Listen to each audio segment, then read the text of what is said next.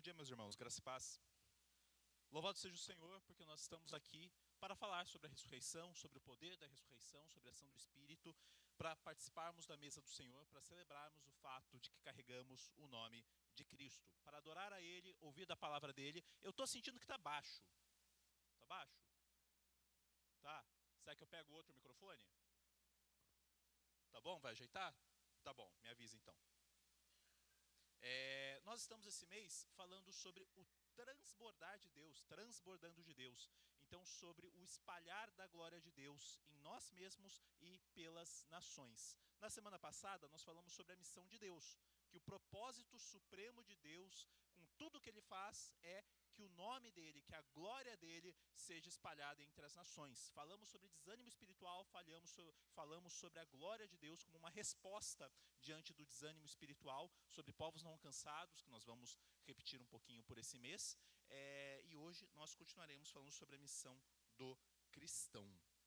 Então, basicamente, a missão de Deus é que a glória dele seja conhecida, exaltada, desejada em todas as nações.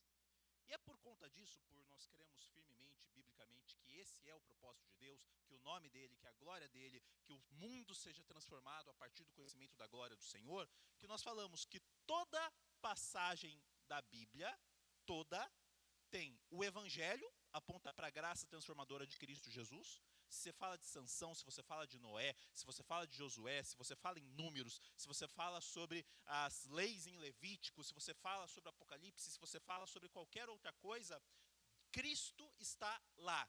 Debaixo de cada folha da árvore da Bíblia há Cristo. Também, de igual modo, há a ação de Deus, há a missão de Deus. Então, no seminário onde eu e a Cássia contribuímos, moramos lá, quando nós vamos ler a Bíblia, toda manhã tem a leitura bíblica com os alunos, eu sempre leio, todo mundo lê, tal, conversa, fala suas impressões ao redor do capítulo, cita alguma coisa que achou interessante, tudo, e nós falamos, onde está Jesus nessa passagem e onde está missão, o agir, o transbordar, onde que nós devemos agir e ver a glória de Deus se espalhando entre as nações a partir dessa passagem. Então é uma convicção minha, como o autor da Bíblia é Deus, apesar dos 40 autores humanos, nós vemos esse tipo de coisa em toda a Bíblia. Então qual que é o objetivo nosso com essa série? E aí, se você não veio semana passada, caso deseje, procure no YouTube como foi. É que nós, como uma comunidade e também como indivíduos, possamos dar um passo mais profundo em relação a participarmos intencionalmente no espalhar da glória de Deus. Como comunidade, como indivíduos, dar um passo a mais, dar um passo para além da nossa conformidade, do nosso comodismo, do nosso conforto, para espalharmos a glória de Deus dentro de nossas realidades específicas e no mundo todo. Então, o que eu quero? O que nós desejamos com isso?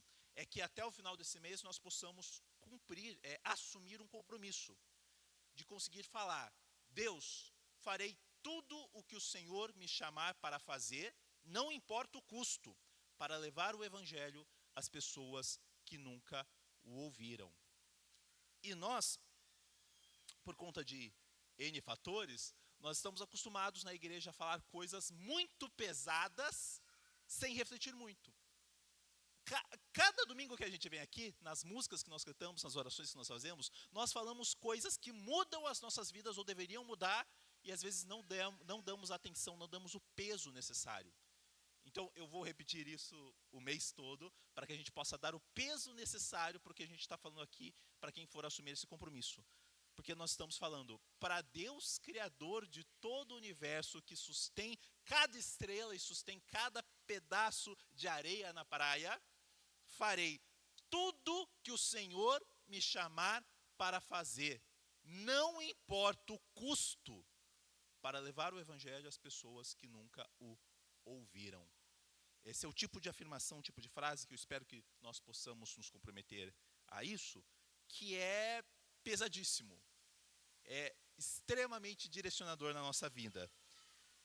Então hoje, nós falamos sobre a questão da missão de Deus. Hoje nós vamos ver individualmente, nas nossas vidas, como a glória de Deus revelada na cruz nos afeta, para que nós possamos cumprir esse propósito. Nós falamos sobre a missão de Deus, então nós falamos sobre qual é a missão do cristão. Se o objetivo de Deus, como eu estou repetindo aqui, é que a glória dele seja exaltada entre as nações, como nós podemos nos contentar, como que o nosso propósito seria algo menor? Como que o nosso acordar pela manhã, nosso uso do tempo, nossa família, nossa criação de filhos, nosso uso de dinheiro, nossas amizades, nosso trabalho, como tudo isso não deveria ser para a glória de Deus? Ou seja, tudo que nós fazemos, cada pedaço da nossa vida, para a manifestação da glória dele em nós mesmos e para as outras pessoas. Só que talvez eu falando tudo isso, você acompanhando, participando do culto, talvez um sentimento venha, falhe ao seu ouvido, o de insuficiência. Como que eu posso pegar todas essas áreas que eu falei e direcionar para a glória de Deus? Talvez você pense, eu não consigo. Eu não tenho recursos, eu não tenho tempo, eu não tenho constância na fé, eu não tenho idade, eu não tenho amor a Deus suficiente. Eu olho para a minha vida, e o que eu vejo? Pecado, traumas, depressão, transtornos, neurodivergências. Eu não consigo. Domingo passado, nós falamos que a glória de Deus é o combustível para o nosso ânimo espiritual. Hoje nós falaremos que a nossa união com Cristo mostra a força de Deus em nossa fraqueza. A nossa união com Cristo, eu vou falar sobre o que é isso, mostra a força de Deus na nossa fraqueza. Nós somos libertos da necessidade de sermos suficientes em todas as coisas. Nós somos libertos da necessidade de negarmos a nossa fraqueza, de usar a máscara de ser fortão o tempo todo. Quando nós entendermos quem nós somos em Cristo. Então nós podemos ter como nossa missão a mesma missão de Deus. Que a glória do Senhor seja conhecida, exaltada, desejada entre todas as nações, em Cristo, através do Espírito, por meio de todos e de cada um de nós. Que passagem nós vamos fazer? Vamos ficar de pé, é só um versículo, mas vamos ficar de pé em respeito à leitura da palavra do Senhor. Inicialmente eu queria usar um dos capítulos que a gente está lendo no plano de leitura, pensei até em talvez voltar para João 12, João 17, que nós falamos, mas eu acabei direcionando para esse versículo porque eu acho que ele carrega um peso muito grande ao redor do que a gente vai falar sobre a missão de Deus. É só um versículo, espero que a gente até possa decorar juntos esse verso. Em 2 Coríntios 4, capítulo 10, diz assim: levamos sempre no corpo o morrer de Jesus, para que também a vida dele se manifeste em nosso corpo. Vamos ler juntos? Levamos sempre no corpo o morrer de Jesus, para que também a vida dele se manifeste em nosso corpo. Levamos o morrer de Jesus para que a vida dele se manifeste em nosso corpo. Vamos orar. Cristo, pedimos da tua glória sendo manifesta aqui, meu Deus. Quem somos nós, meu Deus? Pequenas formigas diante do teu tamanho, e ainda assim amados pelo Senhor. O Senhor quis operar e fazer com que a mensagem do teu evangelho se espalhasse pelas nações, em Sorocaba, nas nossas vidas, agisse em nós, por nós, pela pregação, por pessoas pequenas falando de ti, meu Deus. Então eu peço da ação do teu Espírito, direcionando, nos colocando em chamas para o Senhor, meu Deus, fazendo que nós possamos contemplar o Senhor, a tua beleza, e sermos transformados de glória em glória, contemplando a tua beleza, meu Deus. Então age em nós, opera em nós, abra nossos olhos para que possamos contemplar a beleza de Cristo, aquele que é a glória e o resplandecer de ti mesmo, ó Deus. Nos ajuda, em Cristo, amém. Pode se sentar.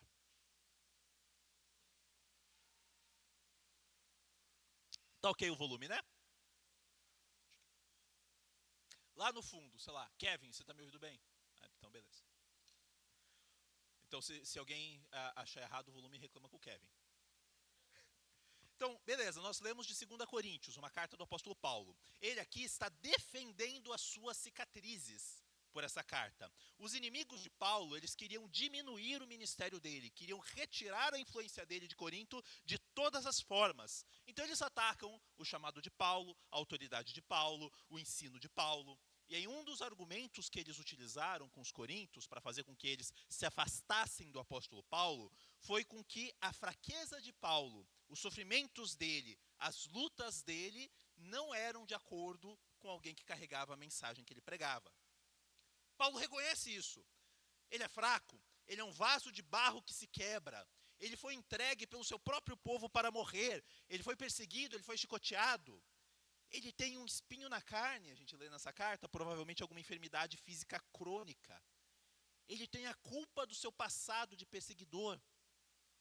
Como que a glória da mensagem que diz transformar o mundo é compatível com tanta fraqueza?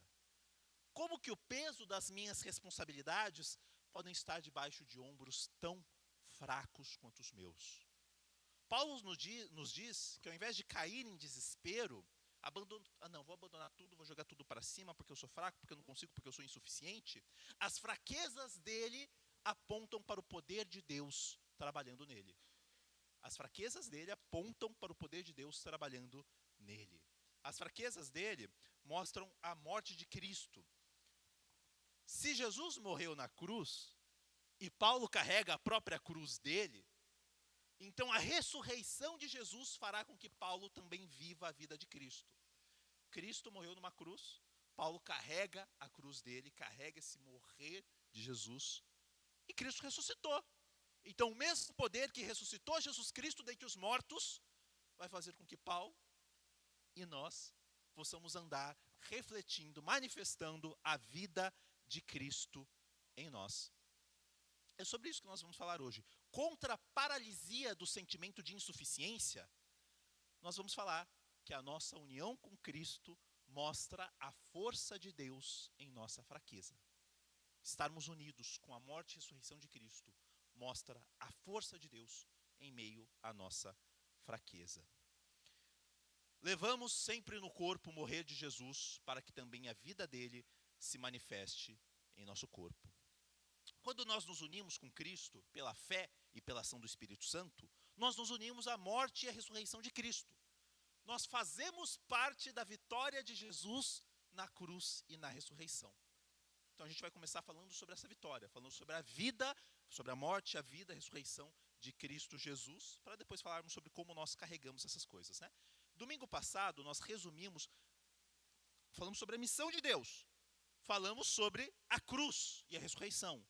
Como que essas coisas se cruzam? A glória e a manifestação de Deus entre as nações e a cruz de Cristo. Nós resumimos dessa forma. Deus quis se revelar na cruz como o ponto mais alto da sua glória e onde o mundo é transformado. Deus quis se revelar na cruz, como a cruz sendo o ponto mais alto da demonstração da glória dele e é onde o mundo é transformado.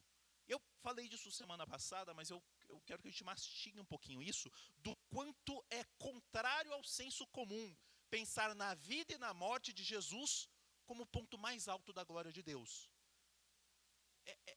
Assim, Jesus nasceu em Belém sem um lugar para ficar.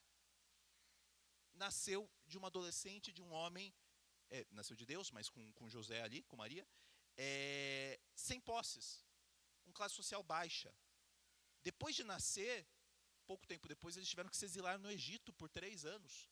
Um israelita, um judeu ir para o Egito seria uma vergonha, seria uma volta para o êxodo. Eles tiveram que se exilar lá até Herodes parar de querer matar as crianças.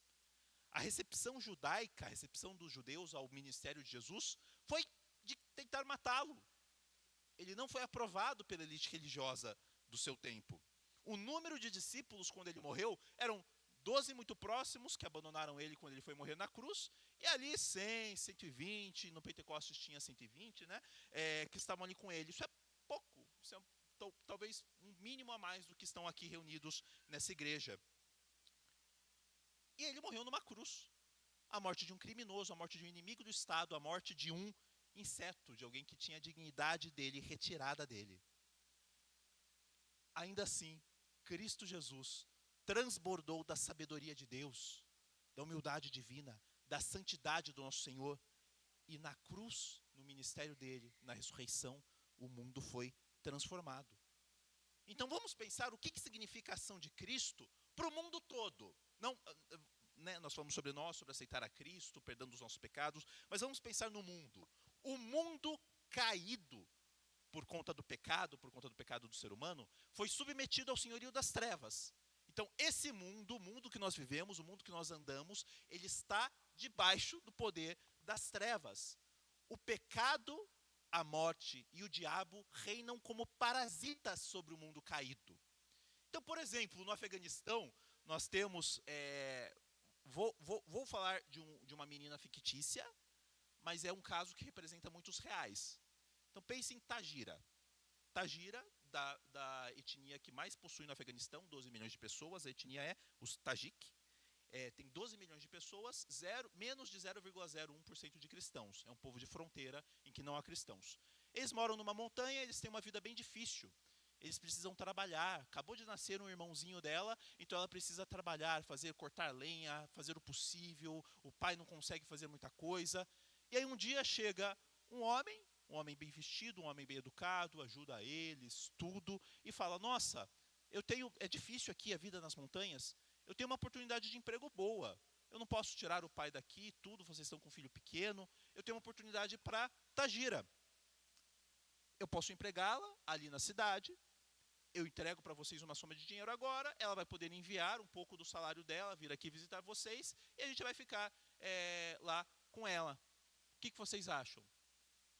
Eles pensam, eles acham que é melhor não, ao mesmo tempo eles olham para o estoque de comida, está tão baixo.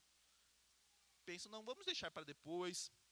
No outro dia ele vem lá de novo, uma pessoa muito educada, que consegue conversar bem, tudo, mostra, ajuda eles. E por conta da fome, por conta da situação difícil, eles deixam ali a menina ir. A menina pega, desce, vai ali.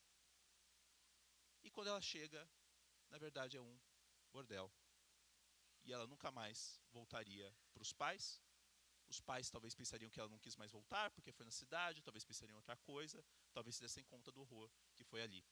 Então, o caso de prostituição forçada no Afeganistão, e em outros países do mundo, obviamente, é um problema sério e grande.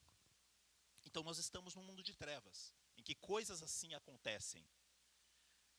Então, as trevas parecem reinar aqui, como um parasita. Cristo vem e encarna nesse mundo como um agente infiltrado em terras inimigas. Ele vai agir de dentro. A cruz, a morte, a ressurreição de Cristo é como explodir uma bomba nuclear dentro do quartel do inimigo para destruir as trevas e reconquistar o mundo para o Criador. A graça ataca o mundo das trevas para realizar uma troca de senhorio, transferindo os seres humanos de debaixo do pecado, da idolatria, das trevas para Cristo. Então nós lemos as histórias do Evangelho, lemos sobre curas, expulsão de demônios, nós lemos sobre perdão de pecados, e talvez a gente pense, nossa, que nem a gente orou aqui pelas pessoas que estão com diferentes enfermidades, né? A gente pode pensar, então, lendo uma das curas de Jesus Cristo, ok, Jesus teve misericórdia da mulher do fluxo de sangue, né? Ficou com pena dela, então pegou, orou por ela, como ele é divino, tudo, Deus pegou, curou para agir lá e para ela ter uma vida mais confortável, melhor, tal, curar ela. Isso não é mentira. Jesus sentiu pena, misericórdia daquela mulher, orou e ela foi curada. Mas eu quero que você pense, se esse mundo está debaixo das trevas, do diabo, do pecado e da morte, vem Cristo Jesus e fala, o reino de Deus está chegando e esse mundo vai ser transformado. E ele expulsa demônios, cura enfermidades, perdoa pecados. O que está acontecendo?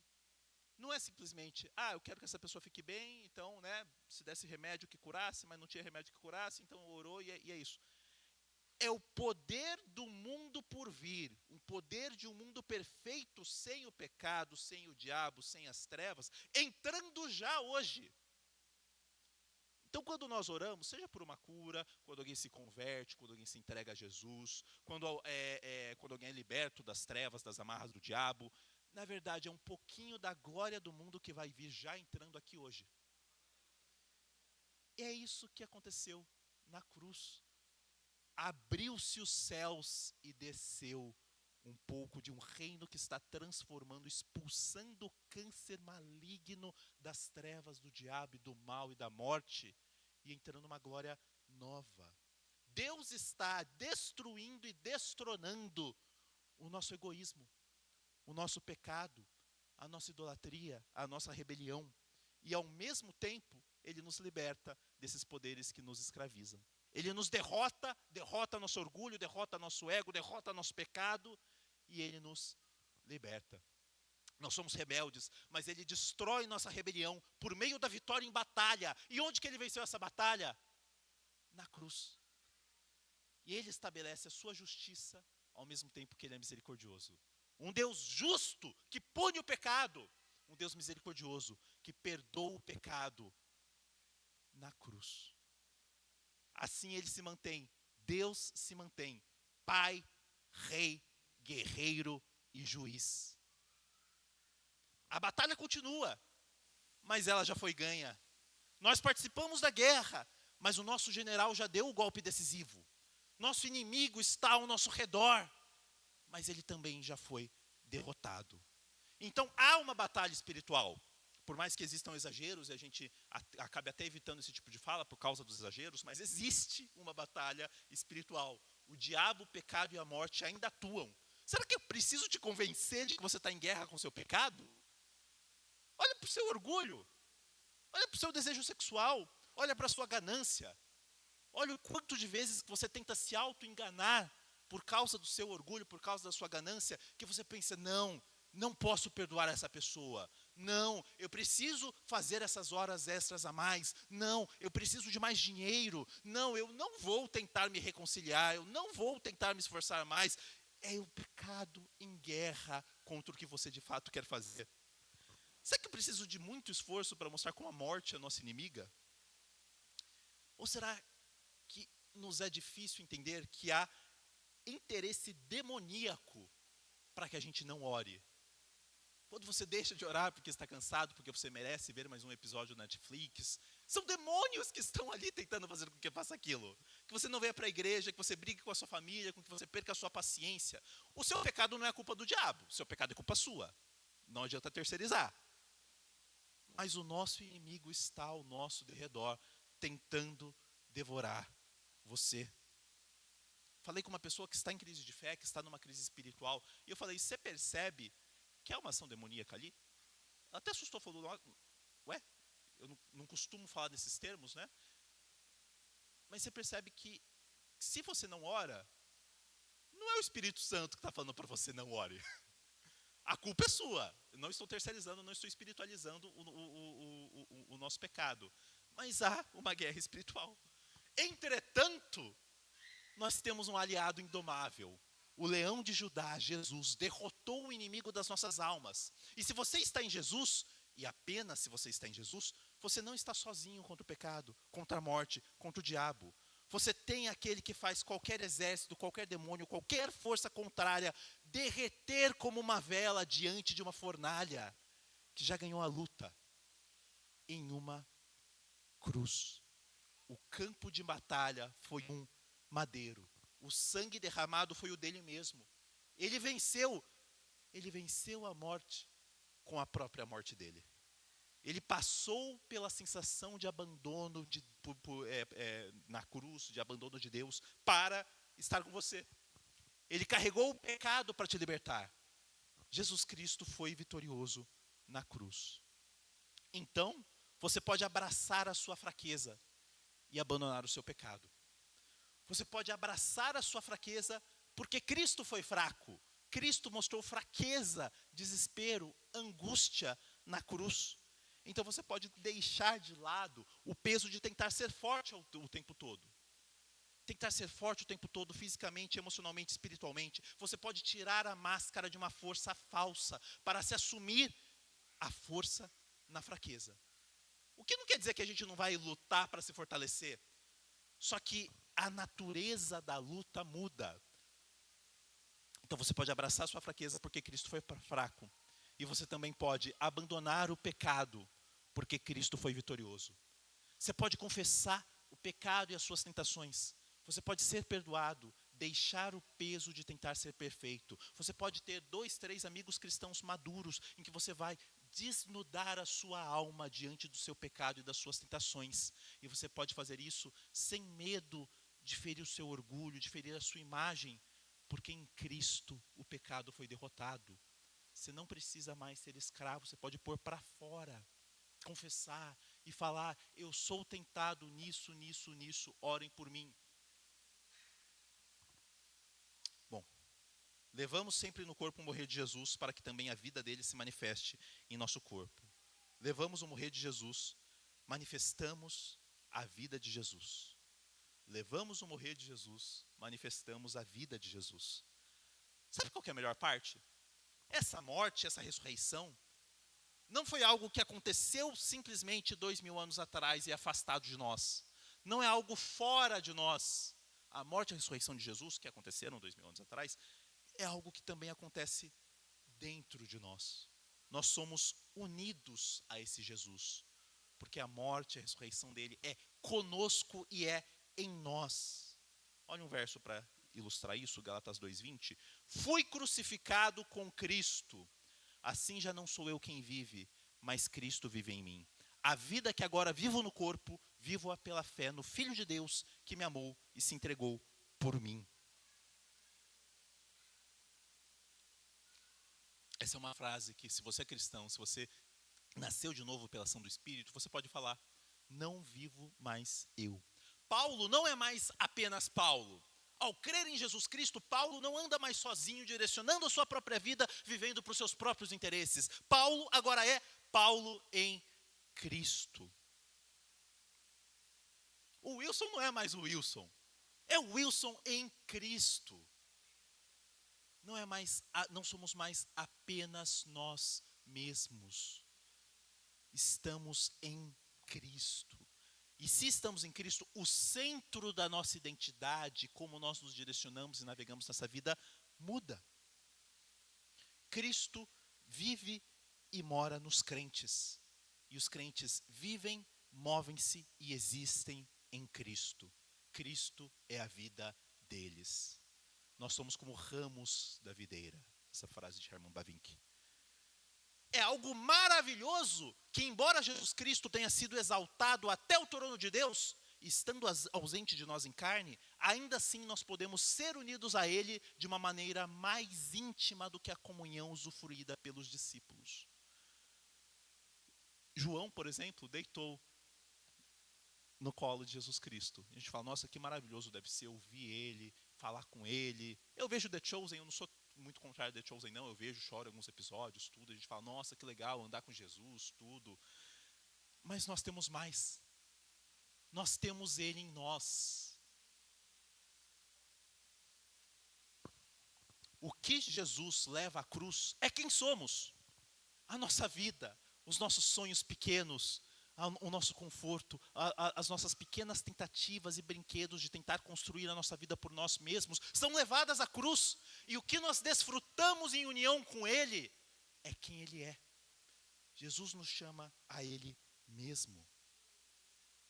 Levamos sempre no corpo, sempre, o morrer de Jesus, para que também a vida dele se manifeste em nosso corpo. Então eu preciso morrer. Mais do que isso, nós devemos morrer. Há o morrer de Jesus em nós. Isso é difícil, porque nos falta resiliência com incômodo, com dor, com insistir, com persistir. Não é algo que é comum para a nossa geração, para a quantidade de confortos físicos que nós temos, lidar com dor. E ao segui-lo, a promessa de perseguição, de carregar a cruz, de ser como um vaso de barro que quebra. Ouvi uma história de um ministro, de um pastor, que ele perdeu o filho dele faleceu, e aí ele começou a andar com o carro, desesperado, acelerando tudo, orando, xingando, falando, abrindo o coração diante de Deus. Até que ele parou na garagem, olhou para cima, pensou sobre a quantidade de coisas que ele ia ter que fazer, funeral, velório, etc. E falou depois, posteriormente: eu falei coisas que eu nunca admitiria para ninguém. Falei coisas ali para Deus que nunca, nem sobre tortura, falaria o que eu falei para Ele. Mas o meu Deus aguenta essa reclamação e murmuração. O meu Deus aguenta, porque eu estou em Cristo, na morte dEle. Então Ele pode nos quebrantar. Então a caminhada com Cristo, meus irmãos, é cheia de glória, é cheia de vitória sobre o pecado, é cheia de amadurecimento na fé e de respostas à oração, mas também é cheio de falhas e de quebrantamentos. Se você está em Cristo Jesus e Ele quer amadurecer você, sua vida será quebrada em 1000 pedaços. Você será moído. O sofrimento não é necessariamente nosso inimigo. As tribulações são como Deus opera em nós. O ouro no qual Ele está nos transformando é refinado em fogo. O barro se quebra e é reconstruído num processo difícil pelo oleiro. Deus não quer você cheio de orgulho, falando, nossa, que bom que eu não sou como essa pessoa do lado. Ele quer você como Jacó, lutando e perdendo, sozinho no quarto de joelhos, em um lugar onde ninguém vai poder salvá-lo da presença de Deus, que quebra e refaz. Foi assim com Jonas no ventre do peixe, foi assim com José na prisão, foi assim com Moisés no deserto, foi assim com Isaías diante da glória de Deus, Jeremias rejeitado e preso numa cisterna de lama, foi assim com Jesus no Getsêmani. Você tem um lugar de honra ao lado deles, quando carrega em seu corpo o morrer de Jesus, em fraqueza, em luta, em quebrantamento. Mas há também um ressuscitar. Nós levamos sempre no corpo o morrer de Jesus, para que também a vida dele se manifeste em nosso corpo. Nós lemos no plano de leitura essa semana, Atos 1 e 2, Atos 1:8 fala assim, Jesus, perto de subir aos céus, os discípulos estão lá discutindo, né? Agora que Israel vai vir, Israel vai derrubar Roma, o que vai acontecer, tal. Jesus fala, não compete a vocês pensar, falar, discutir sobre isso, mas receberão poder quando o Espírito Santo descer sobre vocês.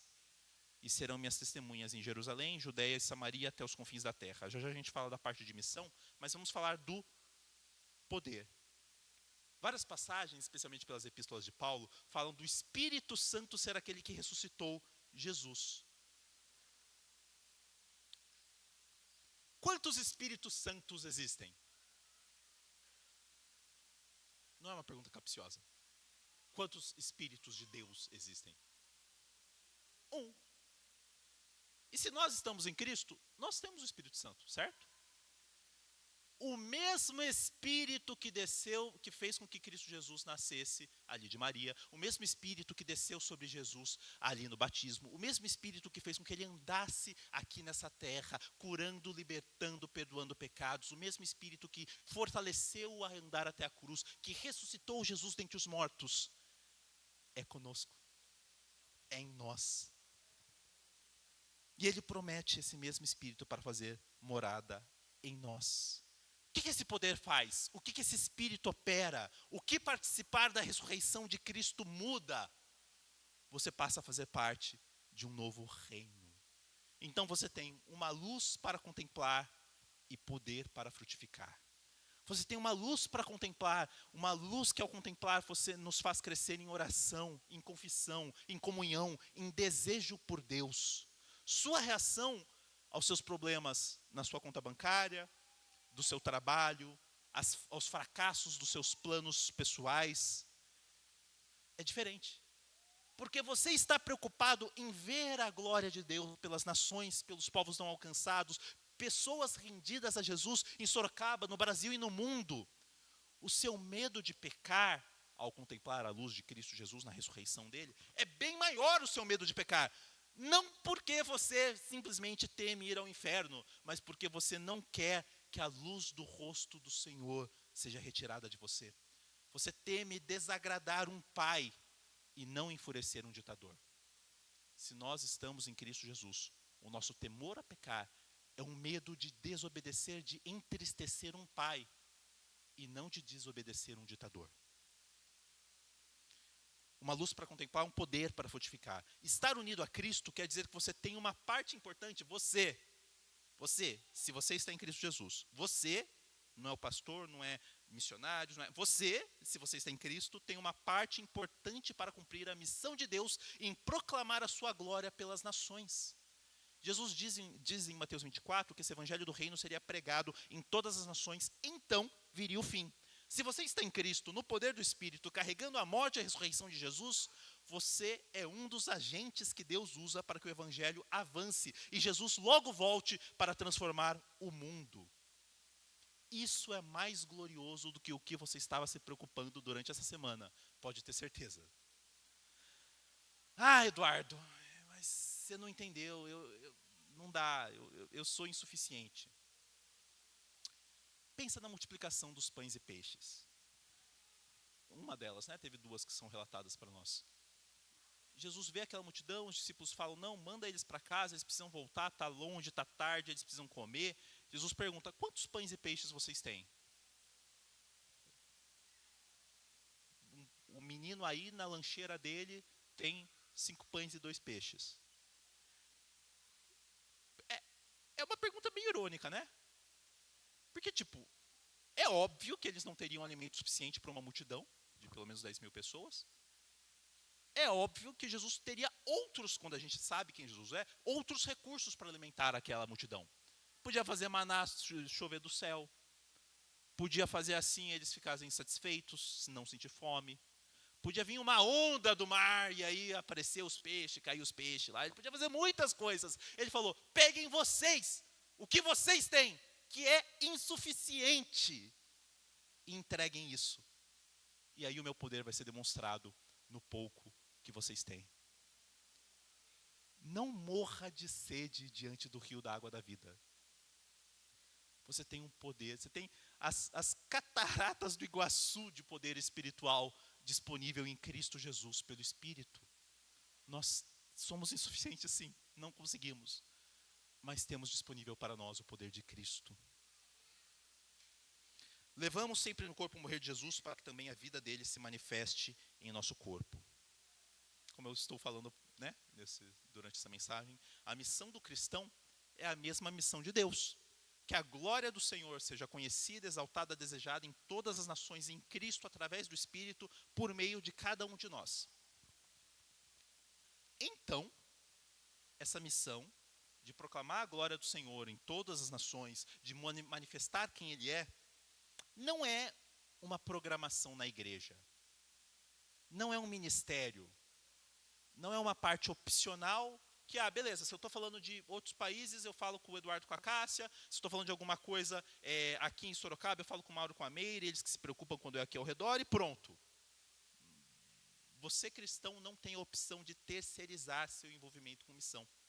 Ser cristão não é um chamado, beleza, ok, sou crente agora, então eu vou repetir uma oração, recebo Jesus no meu coração, sou batizado, sento dentro de um prédio com a barriga levantada e ok, estou confortável aqui, tenho ar-condicionado, vou orar e beleza. Não é para isso que nós somos chamados. É uma vida de entrega para o Senhor em prol do mundo conhecer a glória de Deus. Porque nosso Jesus nos entregou tudo o que tinha. Eu entrego tudo o que eu tenho para que a glória do Senhor seja conhecida entre as nações, porque meu Jesus me entregou tudo o que Ele tinha. E aí, sempre que a gente fala sobre missões tem, beleza, nossa, mas você só vai falar da África, do Oriente Médio, não sei o quê. E aí criticam isso, não, tem que falar de Sorocaba. E aí outros, não, você só está falando de Sorocaba, você está falando dos arredores, você tem que pensar da igreja sofredora, não sei o quê, não sei o quê. Uma coisa não contradiz a outra. Nunca vi alguém que, por se envolver de verdade com missões transculturais, se envolveu menos na igreja local. Não existe isso. Nunca vi alguém que, por se envolver com obra social, se envolveu menos com missões internacionais. Não é assim que Deus trabalha. Só que eu acho que o nosso problema não é se preocupar muito com longe ou muito com perto. Nosso problema é a apatia. É não ligar nem para um nem para outro.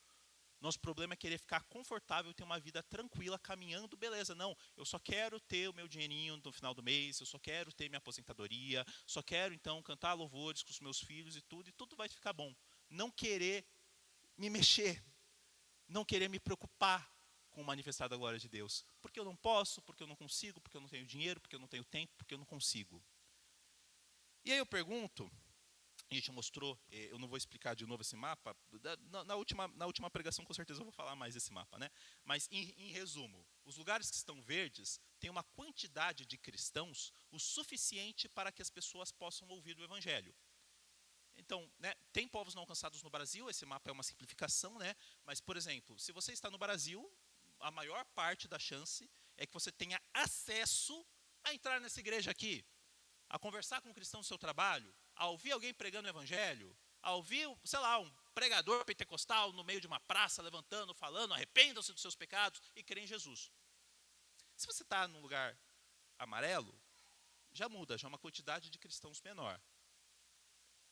Se você está no lugar vermelho, a maior probabilidade é que você vai nascer, crescer, passar todas as suas coisas, se alegrar, se entristecer e morrer sem ouvir um convite para crer no Evangelho. E só a salvação em Jesus. Ah, mas e se tiver alguém inocente que nunca ouviu o Evangelho? Concordo. Se tiver alguém inocente no meio do Oriente Médio, no meio de algum país do norte africano que nunca ouviu o Evangelho, Jesus não vai condenar essa pessoa, ela vai para o céu. Vai. Não vai ser condenado por não ouvir o Evangelho, uma pessoa inocente que não teve a oportunidade de ouvir o Evangelho. Sabe qual que é o problema? Não tem uma pessoa inocente. O único que era inocente padeceu numa cruz. Não tem uma pessoa que não é afetada pelo pecado. A única salvação, o único caminho é Cristo Jesus. Porque não há ninguém inocente sem pecado. Não há. Então, se você nasceu, se você não é uma das 3,5 bilhões de pessoas que estão ali na parte vermelha, você é um privilegiado de poder ter acesso ao Evangelho. E por que Deus fez você nascer? Qual que é o seu papel em escolher onde você nasceu?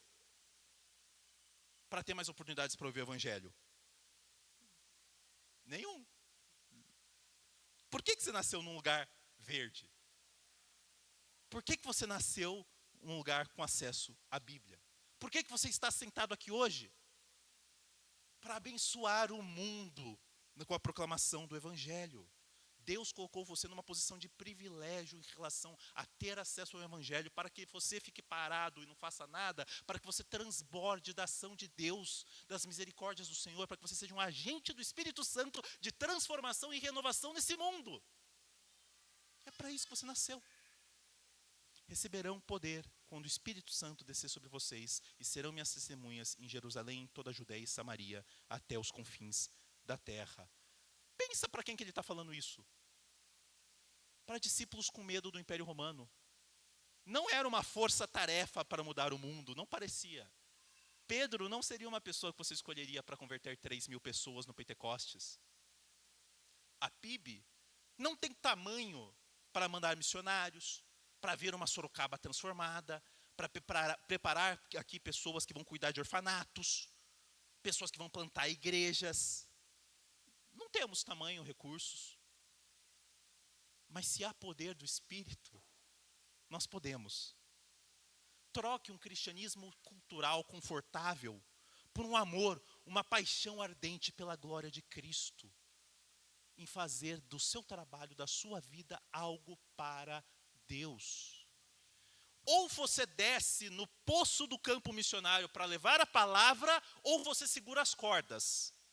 Se você está aqui para segurar as cordas, não para descer, me mostra as suas cicatrizes. Segurar uma corda com peso embaixo dói, né? Depois de um tempo você segurando, você vai machucar a mão. Cadê as suas cicatrizes nas suas mãos? De segurar a corda, de apoiar em oração, em apoio financeiro, em fazer o que você pode, em viajar de missões de curto prazo, em separar um tempo da sua vida para se dedicar à Bíblia. Se você é jovem, de separar talvez 2 semanas, 1 mês, 6 meses, 1 ano, 2 anos para poder estudar, entender e participar da missão de Deus no mundo. Deve haver coisas, aqui falando sobre parte financeira, mas se estende a outras coisas. É uma frase que me impactou, que eu li de alguém. Deve haver coisas que nós gostaríamos e poderíamos fazer, de acordo com o nosso salário, de acordo com as nossas posses, coisas que nós poderíamos e gostaríamos de fazer. E não podemos, porque a nossa oferta caridosa inviabiliza essas coisas. Veja bem, se eu ganho X mil reais, e eu sou cristão, e onde eu gasto meu dinheiro, meu entretenimento, meus iFoods, meus streamings, é exatamente igual que um não cristão. A minha vida financeira está glorificando a Cristo? Se não tem uma viagem que eu não posso fazer, se não tem um iFood que eu acabo não pegando para poder fazer com que a glória do Senhor seja espalhada entre as nações?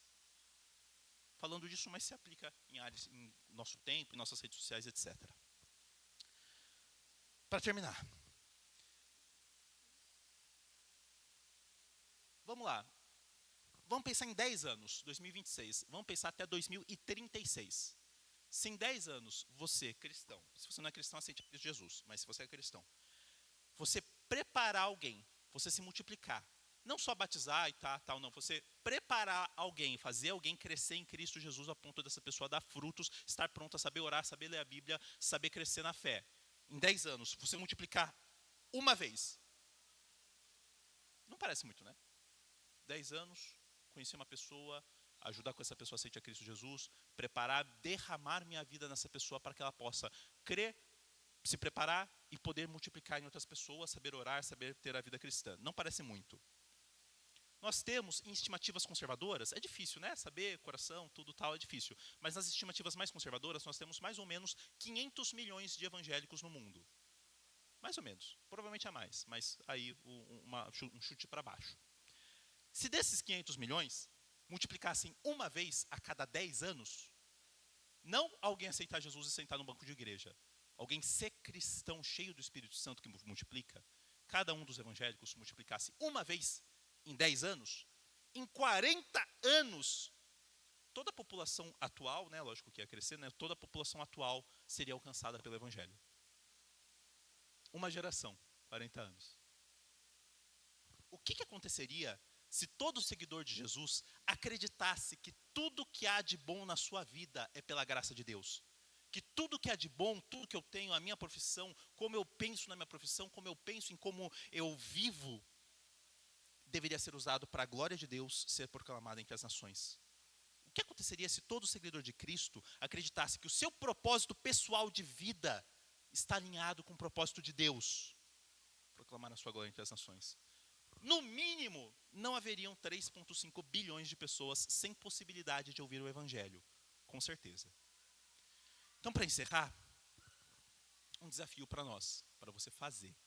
Você tem duas opções. Vou dar um prazo, algo mais ambicioso e algo um pouquinho menos ambicioso. Você tem ou uma semana ou um mês. Então, ou essa semana aqui, ou até segunda semana de março, até a próxima Santa Ceia. Você vai orar para Cristo Jesus, pensar sobre os... Se você é cristão, se você não é cristão, aceite Cristo Jesus nesse tempo. Se você é cristão, você vai orar, pensar nos descrentes que você tem contato, no seu trabalho, no seu condomínio, no seu dia a dia. Você vai falar, Deus, me dá uma oportunidade de poder falar do teu evangelho para essa pessoa. Você vai orar. Você vai falar, Deus, me dá uma oportunidade. Você vai ficar de olho aberto. Ah, não, vou almoçar na empresa. Tá, vou sentar do lado dessa pessoa. E eu vou falar do evangelho para essa pessoa. O poder do Espírito Santo. Então pensa nos descrentes que você tem na sua vida, ora e pensa, talvez essa semana, talvez esse mês, e fala e transborda de Deus, para que o evangelho do nosso Senhor Jesus Cristo possa crescer e você possa resplandecer à luz do evangelho de Cristo. A nossa união com Cristo mostra a força de Deus em nossa fraqueza. Vamos orar. Conforme eu oro, já podemos nos achegar aqui para a Santa Ceia, os diáconos, louvor.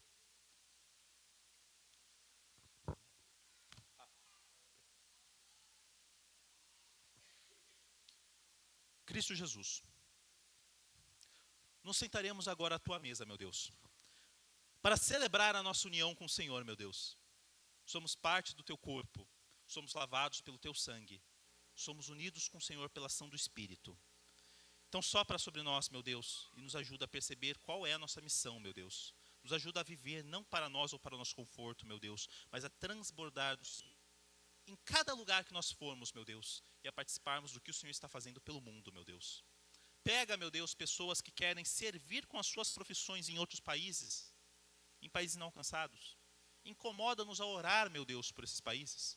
Direciona vidas financeiras para isso, meu Deus. Direciona vidas de oração para isso, meu Deus. Direciona vidas de santidade para isso, meu Deus. Para agir em ação social aqui em Sorocaba, na região, para proclamar o teu evangelho, cuidar dos pobres, necessitados e descrentes daqui, meu Deus. Também na América Latina, também para a Ásia e Oriente Médio, também para onde quer que o Senhor nos levar, meu Deus. Que possamos nos comprometer a levar do teu evangelho, não importa o que custe, em Cristo. Amém.